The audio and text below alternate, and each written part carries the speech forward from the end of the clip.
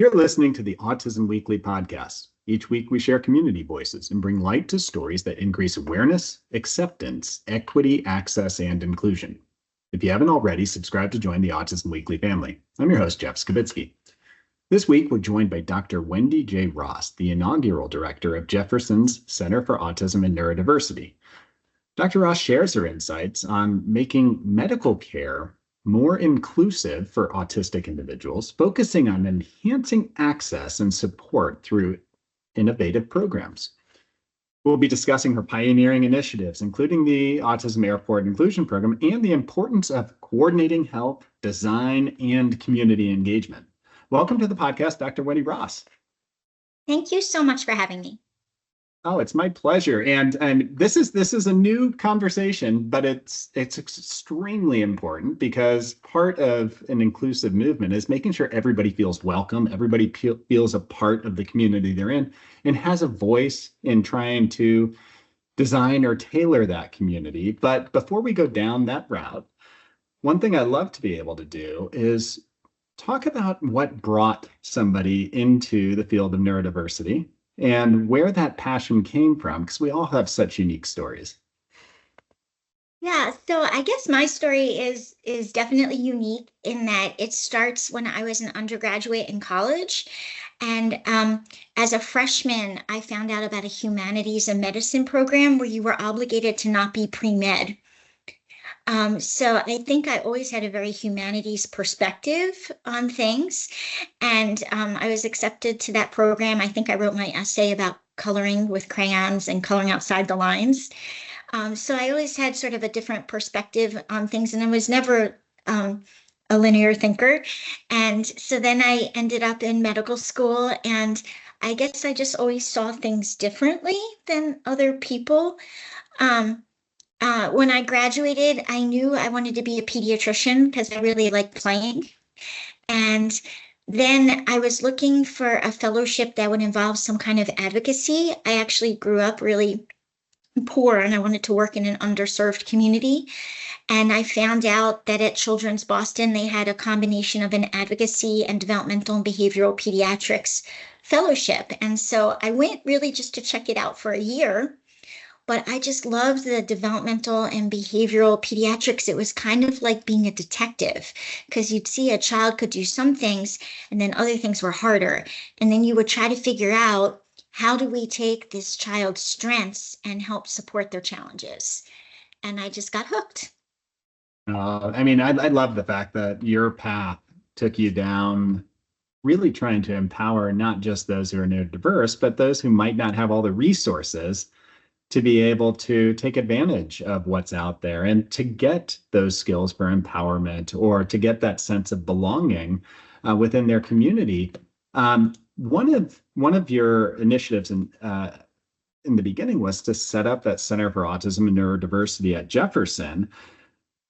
That's unique. I mean, it's something that not every place has. And what drew you to going to Jefferson Health to make that your home base for your projects to set forth? Well, one of the things that's really special about Jefferson Health is that it's really mission and vision driven. And even on all of our IDs, there's icons, and it's that we improve lives and that we do that by being innovative, being inclusive, and doing the right thing. So right off the bat, Jefferson is just a place that has a lot of heart, which really appealed to me. It's a hospital in the Philadelphia region that serves the most vulnerable populations and provides excellent care. And then the other thing that appealed to me was the School of Design. So Jefferson also has a university. It has a medical school, nursing school, allied health professions, but it also has textiles, fashion, industrial design, architecture, and the built environment. And that was especially important because some of not just my patients, but their families, before anything ever even happens to them, they can't enter a space. So I was really intrigued by this idea of how can we alter spaces to promote, like you said, belonging. Yeah, I mean, and the altering of spaces, being able to kind of find what's important and what's going to actually create somebody's level of comfort and the ability to kind of go in and feel like they're themselves versus walking in as an imposter into a building.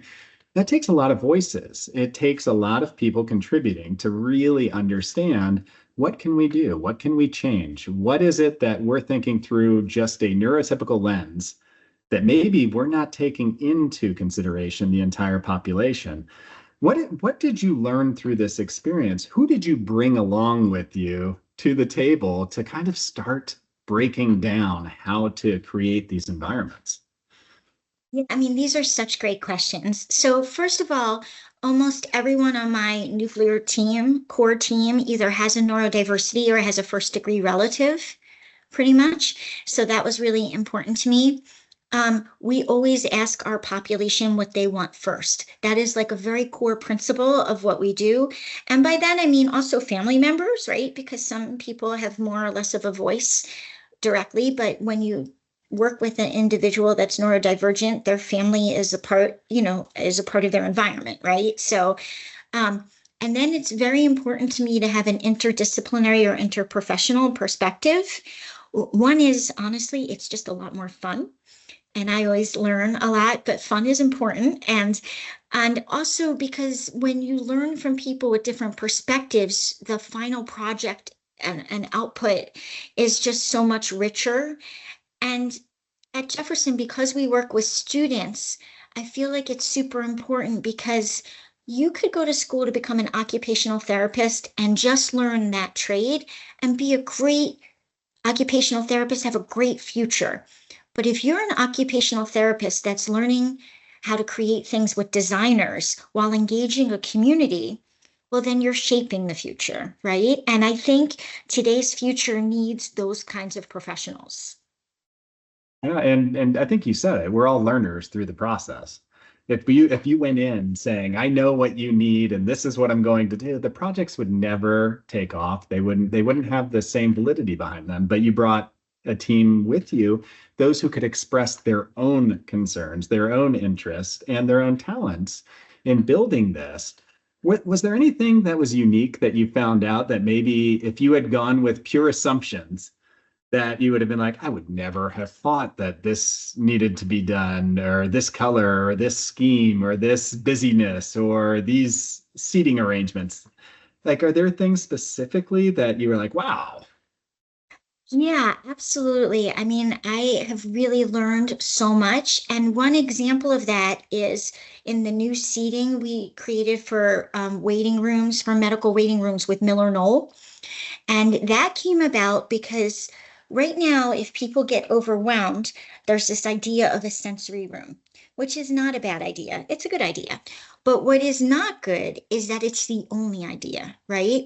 And when we think about those spaces, they tend to be segregated. They tend to be designed just for children when there's plenty of neurodivergent adults out there. And so I really felt like there should be other options. And to me, it seemed like seating, everyone has to have seating. Like you might not even have space for another room. And then I began to think about, how would we figure out what would this seating look like? Like what would be the components? Like, do we need a screen? Do we need a sensory component? What would that sensory component be? And one of the things that we tested as we were developing this was movement in the seat, because some seats have movement. And we thought for sure that this was going to be preferred. And I can tell you that universally in group after group, they did not like it, which doesn't necessarily mean that movement in a chair is not ever good. But in this type of a chair, I think it was very unexpected because people just looked a little shocked and a little freaked out, honestly. And I think that comes down to another really exciting thing about doing that chair was because we could rebuild in different iterations of it and look at it along the way, we were able to include non-speakers, and we did that by videotaping their reactions. And even, some of the people were speaking, but they might have been echoing, or they would seem to agree because they seem to want to make us happy, but like Mhm. you could tell that they looked uncomfortable. So we wanted to make sure that the information we were getting was authentic. So we just used other modalities to make sure that we were understanding. And I totally appreciate that because that's a voice that oftentimes isn't heard. Are those that don't speak vocally? Is that for some reason we're not taking into consideration their desires, their needs, and their output as much as we should be. So that's wonderful that you were able to go through that process and to think to that level of I need to make sure everybody's included in decision making. But can you walk me through? Because I sit back and I think, all right, I'm going to the doctor's office. I don't always enjoy going to the doctor's office. It can be anxiety provoking. The setup of the office could either promote more anxiety, it could create a sense where I have less trust, more trust. It could affect me in many different ways. So you're starting with the creation of an environment, and that might be the lobby, it might be the entrance, it might be the way that things are set up, but it's got to flow all the way through the experience. So how do you tailor it so that somebody walking in from opening the door all the way through their medical care process is really we are tailoring it to what they might feel is the most important parts of their experience? I mean, you've made so many good points. And the first one I want to start with is that, when you started speaking, you were talking about how you also sometimes feel anxious, right? When you go to the doctor. And I feel like the kind of programs that we develop do benefit other people. Like when you think about some of our programming, and you compare it, let's say, to a ramp that was created for wheelchairs, right? Other people use ramps, like other people with mobility issues, or even delivery people or people with strollers. So I think it's really important to mention that what we create is for people with autism and or intellectual and developmental challenges, but it really does improve and used another great word, not just access or inclusion, but really belonging, right? So I think that's super important to us. And when I heard that Jefferson was putting up a new building, which is now called the Honickman Center, a few years ago. One of the other things that surprised me was I said, hey, like I heard you're putting up this new building. Could I do focus groups and include feedback from the population that I serve from the beginning, right? Instead of doing like a retrofit or an afterthought. And I was shocked. They were like, sure. And I was really excited about that. And so one of the things that we do on principle is that there's kind of two sides to it. One is process based. Okay. So those are the things that are like visual stories or videos, kind of like a know before you go document, things that can prepare you, sensory bags with headphones, fidgets, sunglasses, even. And then the other really important part is educating people that work there, because we need them to have an understanding. We need to dispel myths, and we need to promote strategies, to put tools in people's tool belts, so that they're aware. And that's super important because even if nothing else is working, I mean, I don't know if you've had just a terrible day, but like somebody was nice to you and it turned around your whole day, even though none of those circumstances that made it a terrible day actually were improved, but somebody was nice to you, right? Or understood you or tried to connect with you on some level. So I never want to underestimate the importance of that, right? And then in terms of the design, we got as much say as we could. I mean, obviously, hospitals and health enterprises are also, businesses and have other people that are weighing in. So we didn't do like a complete curb to room, cut out. But we got to put a lot of thought into things like the walls have a tactile component, and we see people interacting with those. Every floor has our chairs on it. And the chairs are based on a Miller Knoll Palisades chair. They have a screen around them, which can help with acoustics and visual distractions. They have sensory armrests, which we tested, and they also have a textile on them, like a herringbone. And we were designing this sort of in the middle of COVID. So the idea that we needed to make sure it was also highly cleanable. So we got feedback about all of that, especially with a screen, right? So you had to make sure there was space to clean between the chair and the screen. So a lot of thought went into that. There are other things that we included. So there are bathrooms with adult changing tables, which you don't always see, but can be extremely beneficial. There's a meditation room, which can be used for a variety of reasons. This building has immersive art, which is light-based dynamic art. We've started studying that in different settings, mostly abandoned chapels in Philadelphia, to look at its impact on health and well-being. We already know that art as a whole impacts health and well-being positively, but this kind of dynamic art is especially appealing in our preliminary information to people who are neurodivergent. It kind of draws them in and can be relaxing. We are working with Special Olympics to create a healthcare passport, which will prepare providers for specific preferences. Like, I understand, but I might not, I might use visuals to communicate back with you, or, please warn me before you touch me, or, sort of practical information that maybe traditionally is not provided. Our rooms also have exam tables that check your weight and can be adjusted in very different ways, which reduces the number of transitions. These rooms also have not whiteboards, like sort of screens, so people can zoom in. So if you have other professionals that are helping you that are not in the building, they can still participate. And also, like, we can pre-program those. So if there's something that's calming for you. So Jeff, like if you came in and you said, I'm really anxious about coming to the doctor, but I like to look at rivers or waterfalls, we could pre-program those screens to accommodate you. So there's sort of all different things in that building, from, when you come in and you can look at the art, to when you go to the room and there's strategies there. We also have a piece of art by an autistic artist, Campbell Smith, which is a model of the building, and it's on our second floor. It's really prominently displayed. Campbell doesn't love the term autistic. He thinks it's taken on a derogatory kind of connotation, so he calls himself an autisarian. But he's a Pew Award-winning artist, and we wanted that piece of art front and center also to remind people of a strength-based perspective.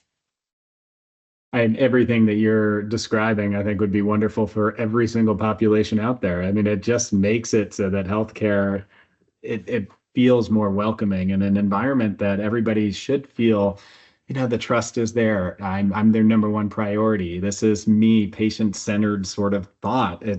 You went through the details of building that out, which I think is amazing. One thing that you hit on, which I work I do some consulting on a hospital-based project right now. And one of the things that you mentioned as far as that healthcare passport, I think is so important.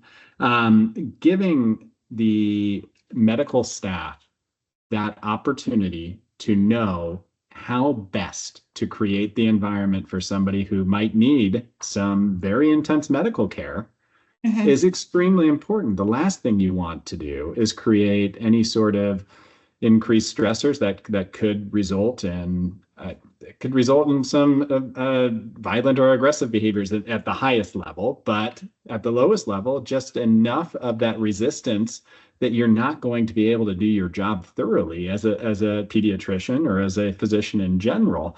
What is the feedback that you're getting from the doctors on staff, the nurses on staff, about how this has changed their lives and how it's changed their ability to provide the quality of care that they probably have always hoped to be able to deliver, regardless of environment? So we have just started prototyping this, so I don't necessarily have all that data yet. But what I will tell you is, in the very thick of the pandemic a few years ago, like 2020, 2021, we did a study where we looked at the data from almost 65 million medical records with Vizient, and we identified that having an intellectual and developmental disorder was actually the number one independent risk factor to get COVID, like high above everything else. Like, you remember when people were talking about diabetes, obesity, emphysema, like those were the people who could get vaccines and no one else, right? And certainly not our population. It was second only to age for dying from COVID. And furthermore, if you were admitted to that hospital, you were 33% more likely to die if you had an IDD, but much less likely to be admitted to the intensive care unit. So that data was extremely concerning, and we leveraged that data with Special Olympics to get the CDC to change the vaccination policy. But what we were thinking about was it was still really stressful to get a vaccine, right? Like even 6 feet apart, it was a stressful experience. And we, just because something was now available, didn't make it truly accessible to you. So we interviewed Special Olympians, both in groups and individually, and we got from those conversations sort of the top 10 things they wanted people vaccinating them to know. And those things really did benefit a lot of vaccine centers. It was in a clip on CNN, and people adapted some of those strategies around the world. And some of them were things that we all liked. Remember how many people would get their vaccine and they take a picture of themselves with a sticker?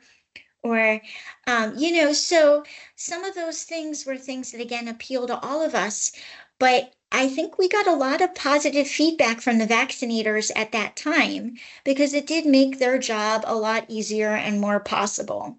Mm-hmm. No, I think that having more information about who it is that you're working with, having the ability to be able to set the stage and to build that trust in a quick amount of time, it's crucial to being able to provide appropriate medical care. And I love the fact that this was a thought out strategy kind of that you all have that's moving towards even higher personalization of healthcare for populations that, this is a resource that might be almost needed at times versus something that you're saying, well, this is an add-on. It should be a staple. But that's, I guess, the way that I would be seeing it. Is this something that you're seeing some of the things that you have built out, that you have piloted within Jefferson, that you've seen taken on by other providers in the community and learned from your experience to say, why aren't I doing this? Yes, of course, tomorrow, let's start thinking about ways to implement it. I think sometimes, because in terms of medical care, you're talking about the care that some people absolutely need, but that we all deserve, right? So I do hope that this is something that people are also taking on. And I wouldn't be surprised. I used to, when I started an air travel program and would train people at TSA and airports and airlines, or I created game day sports programs and I was meeting with the game day staff to educate them.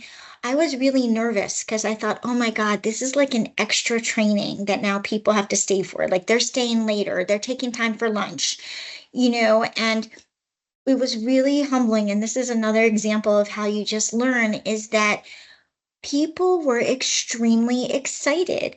Everyone likes to help somebody exceed expectations, especially their own. And I don't know why I was so surprised. This is why we watch the Olympics or the Super Bowl, right? Is that everyone's rooting for an underdog, right? And it makes everybody feel good to help someone else. And so it's really been makes me so happy to see that I'm not alone in sort of wanting to do that. No, and I can imagine that most people, and myself included, if I'm in an environment where I don't feel competent or I don't feel like I have the tools, is that sometimes I freeze. And instead of trying to figure out how to do something, how to, in this case, make my environment more inclusive for other people, or really understand the perspective or how somebody else perceives what's happening around me, is that it's almost I stay with status quo and I just get my job done and it's over. Whereas what you're describing is when somebody has that power, that information, when somebody's there to help them take those first steps to kind of start figuring it out, it creates a far more inclusive world because it's allowing people to feel confident that, hey, you know what?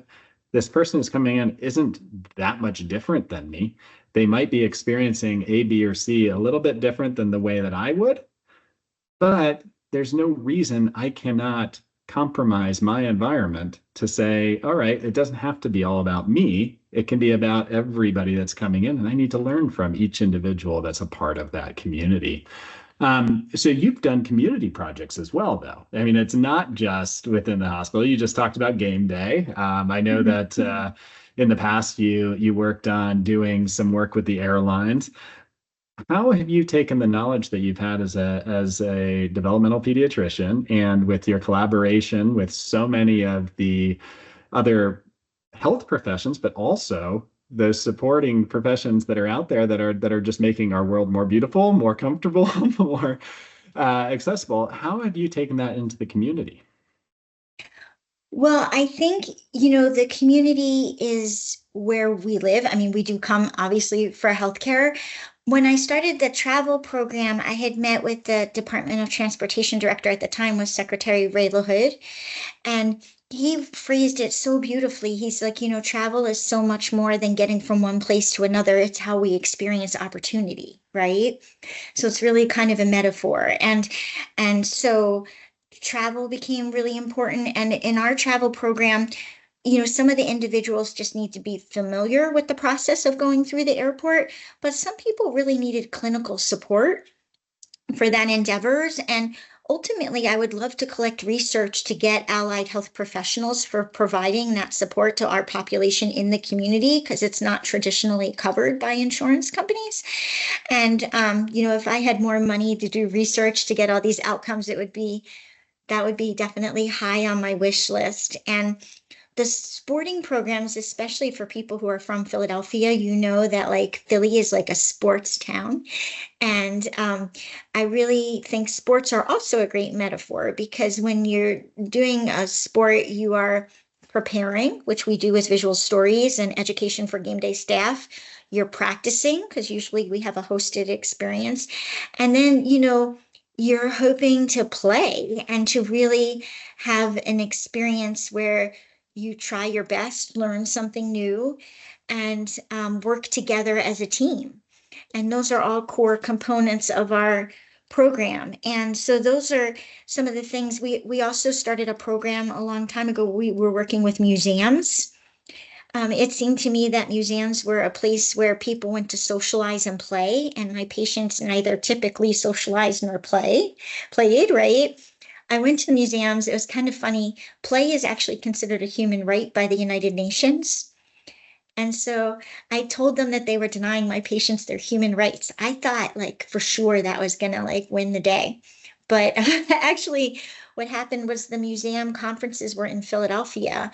So we put together panels and for the participants. And so the museums did start programs, and then the Smithsonian came, and we were able to contribute to starting their autism program. So that was really exciting. And it's kind of, we do what comes up, what's available to us, where we have the opportunity to try to make a difference.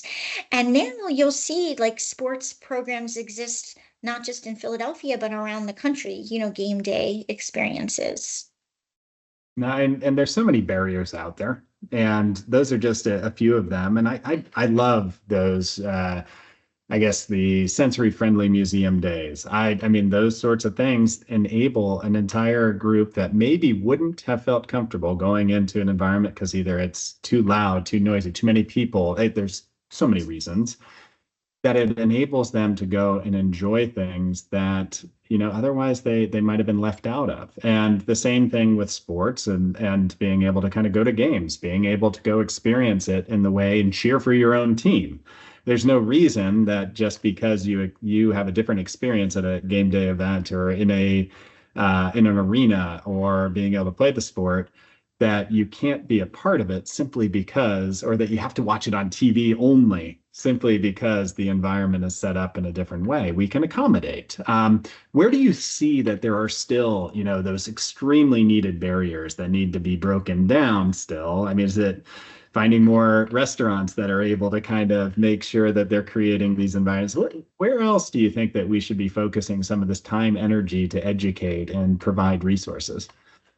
Well, I think we really need it everywhere. And when you look at the Americans with Disabilities Act, it does apply to our population, but there are no guidelines, right? So, and sadly, the ADA is more of a punitive law than an aspirational law. So no one's sort of like, ooh, I can't wait to spend extra money to be ADA compliant. They're more like, well, if I'm not ADA compliant, I'm going to get in trouble or fined, right? So without guidelines of a best practice that is reinforced with clinical fidelity, so that, if we figure out the best ideas in Utah for how to do, or Idaho for how to do something, then we can make sure that that's delivered with clinical fidelity in, Pennsylvania or New Jersey or California. That would be really something that I would aspire to have or to be a part of. Of course, we also want there just to be a willingness to kind of do the right thing, but sometimes you do need the protection of the ADA as well. No, for sure. And I mean, as we're looking at creating more inclusivity and you're looking at trying to be able to find ways, and I don't think people don't want to do it. I think that they just don't know how. So they're shying away from doing the right thing by creating an environment where we all feel welcome.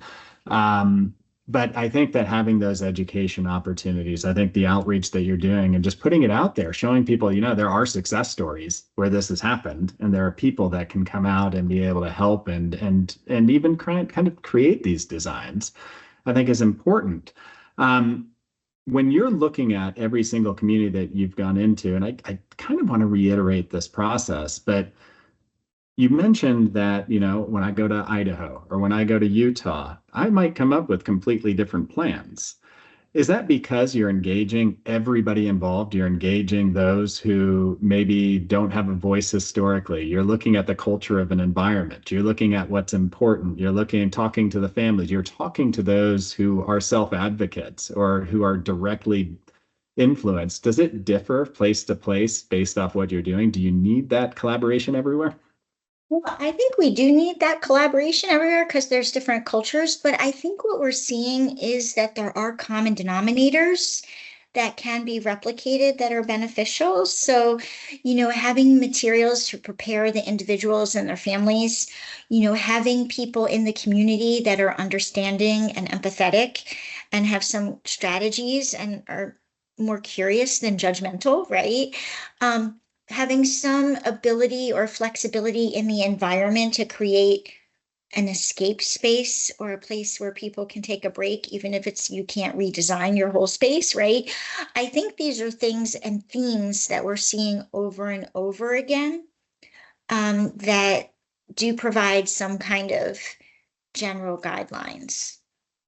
Where can they turn? I mean, you've had artists, you've had designers, you've had occupational therapists, you've had so many people help inform you. Where can others go to take advantage of some of these resources so that they can learn from your experiences to be able to create these spaces? Well, in terms of at Jefferson, a lot of our stuff is on stories like here with you. Some of our materials are on our website. And we also do present, like, I'm really, really excited because in a couple of weeks, I'll be presenting at Becker's CEO and CFO Roundtable for Healthcare.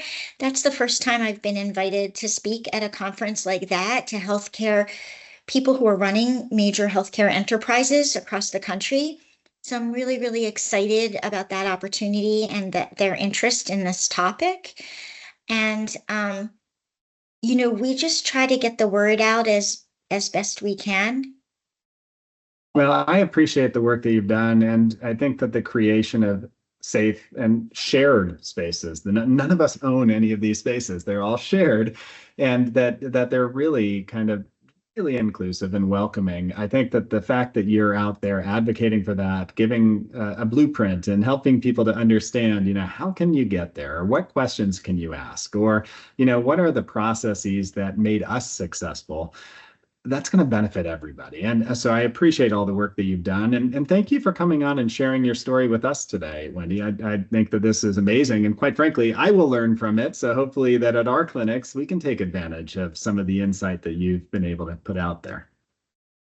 Well, thank you so much for having me. I really appreciate it. And, the last thing that I would just add is at the end of the day, like, you know, being curious and being nice are the most important things, right? And so, this idea of not reacting, but sort of taking a minute to respond to the people around you and to be observant. And at the end of the day, if you're not sure what to do, to just ask. Well, thank you so much again. Thank you for listening to Autism Weekly. We hope you tune back in next week to learn more about autism in the real world. Autism Weekly is now found on all the major listening apps, including Apple Podcasts, Google Podcasts, Stitcher, Spotify, Amazon Music, and more. Subscribe to be notified when we post a new podcast.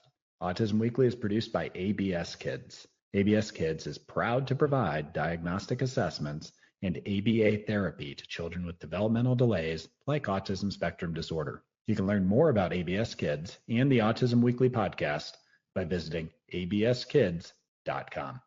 Thanks for tuning in. See you again next week.